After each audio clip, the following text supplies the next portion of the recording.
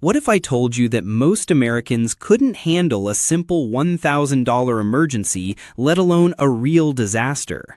While everyone's worried about zombie apocalypses and Hollywood scenarios, they're missing the basics that could save their lives tomorrow. In the next few minutes, I'm going to break down the 6 essential pillars that separate survivors from victims. And I guarantee most people are completely unprepared for number 4, which could be the difference between life and death in the first 72 hours. Welcome to Crisis Horizon, where we cut through the fear and give you practical survival knowledge that actually works. If you're ready to take control of your future, hit that like button and subscribe for more life-saving content. Let's start with the most critical resource you need. And it's not what most people think. It's not food, it's not weapons, it's not even shelter. It's water. And here's the brutal truth. You can survive weeks without food, but just 3 days without water can kill you. Yet water preparedness is the most misunderstood aspect of emergency planning.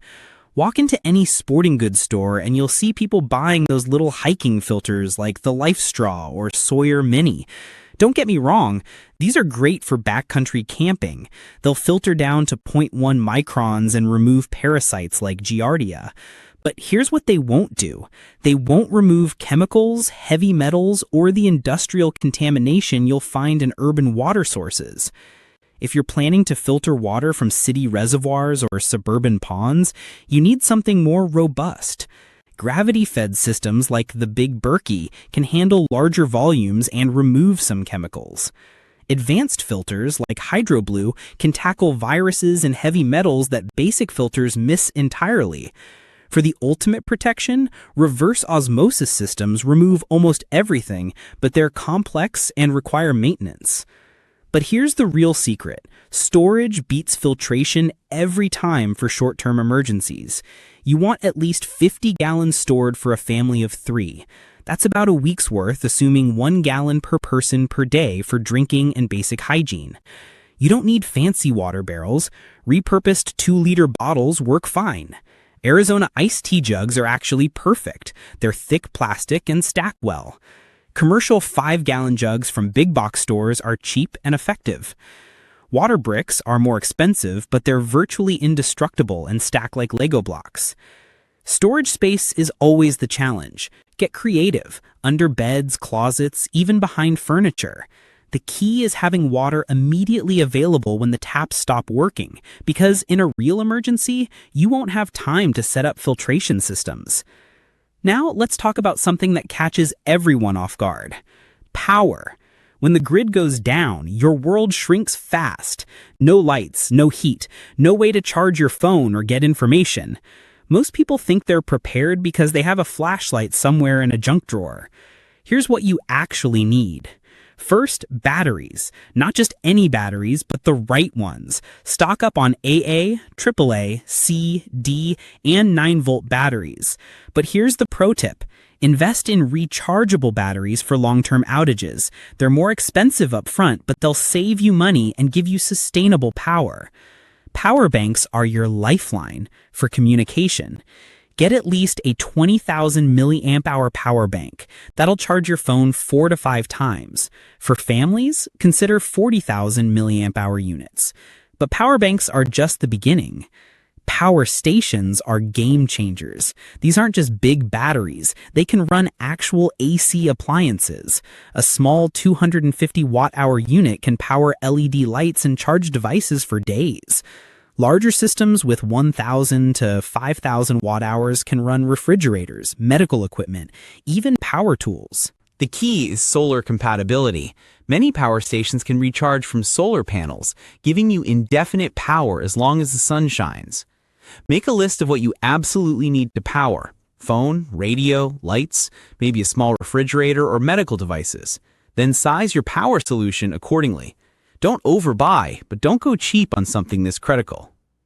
Food storage is where most people completely lose their minds. They either buy nothing, assuming grocery stores will always be stocked, or they go overboard with 25-year storage buckets full of food their family would never eat. Here's the golden rule that cuts through all the nonsense. Store what you eat and eat what you store. If your kids won't eat freeze-dried lasagna on a normal Tuesday, they're not going to eat it when they're already stressed out about an emergency. Start simple. Rice, pasta, beans, flour, these are cheap, versatile, and have long shelf lives. Canned goods are your best friend. They require no cooking, provide variety, and everyone knows how to use them. Canned soups, vegetables, fruits, meats, build a 2-week buffer of foods your family actually eats. Here's why 2 weeks matters. Most emergencies resolve within days, but supply chains can take weeks to recover. During the 2021 Texas freeze, grocery stores were empty for over a week. During COVID lockdowns, some areas had sporadic shortages for months. 2 weeks of food isn't paranoid, it's practical. You don't need a dedicated prepper pantry. Just keep your regular shelves stocked and rotate items before they expire. This buffer helps with everything from job loss to natural disasters to supply chain disruptions. Now we get to number 4, the one most people completely ignore, and it's the difference between surviving and thriving in an emergency: security and communications. When disaster strikes, you need 2 things: information about what's happening and the ability to protect yourself and your family. Let's start with communications. Your cell phone will not work when you need it most. Towers lose power, networks get overwhelmed, infrastructure gets damaged. You need alternatives. A NOAA hand crank radio is non-negotiable. These receive weather alerts and emergency broadcasts even when the grid is completely down. Many models also charge your phone and have built-in flashlights. For family communication, simple walkie-talkies or GMRS radios let you coordinate when cell service is dead. But information is only half the equation. You need to be able to protect what you've prepared. Home hardening doesn't mean turning your house into a fortress. Simple upgrades make a huge difference. Replace those short screws in your door hinges with 3-inch screws that anchor into the frame. Add deadbolts to exterior doors. Window alarms are cheap and effective deterrents. Most important is situational awareness. In stressful situations, people become targets because they're distracted, panicked, or obviously unprepared. Stay alert. Avoid looking at your phone when moving through public spaces, and trust your instincts when something feels wrong. Document protection is something nobody thinks about until it's too late. In an emergency, you need access to identification, insurance policies, medical records, property deeds, and financial documents. A fireproof safe or waterproof document bag protects these essentials. Make copies and store them in different locations if possible. First aid is where preparedness gets real. Most people have a dollar store first aid kit with tiny band-aids and expired aspirin. That's not going to help when medical services are overwhelmed or unavailable. Essential items include proper bandages and gauze, medical tape, antiseptics, scissors, tweezers, gloves, masks, and a range of over-the-counter medications, pain relievers, anti-nausea, anti-diarrheal medication. Don't forget prescription medications. Work with your doctor or services like Jace Medical to obtain extras of critical prescriptions. The key is regular review and updates. Medications expire, needs change, family situations evolve. A first aid kit is only useful if it's current and complete. Last but definitely not least, sanitation and your exit strategy. This is the unsexy stuff that nobody wants to think about, but poor sanitation kills more people in disasters than the disasters themselves. Stock up on hand soap, sanitizers, disinfectant wipes, bleach, and heavy-duty garbage bags in multiple sizes. Proper hygiene prevents the spread of illness when medical help might be limited or unavailable. Your bug-out bag is like insurance. You hope you never need it, but you're glad you have it. This is a compact kit designed for 1 to 3 days of survival away from home.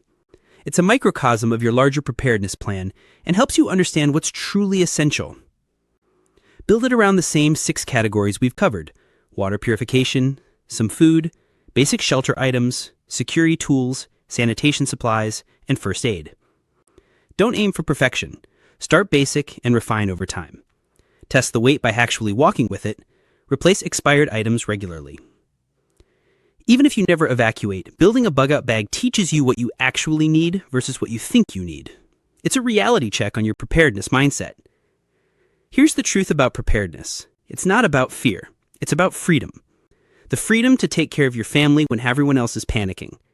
The freedom to help your neighbors instead of competing with them for resources. The freedom to make rational decisions instead of desperate ones. You don't have to do this all at once. Pick 1 or 2 items each week. Use checklists to track your progress. Build gradually and consistently. The goal isn't to prepare for the end of the world, it's to be ready for the disruptions that actually happen. Power outages, job loss, supply shortages, natural disasters. These aren't movie plots, they're regular life. The question isn't whether you'll face an emergency, it's whether you'll be ready when you do. Start today. Pick the area where you're weakest and take one small step. Your future self and your family will thank you. If this video opened your eyes to gaps in your preparedness, you need to watch our next video about the 3 critical mistakes that get people killed in the first 24 hours of any disaster. Click that video now and don't forget to subscribe to Crisis Horizon for more practical survival knowledge that could save your life.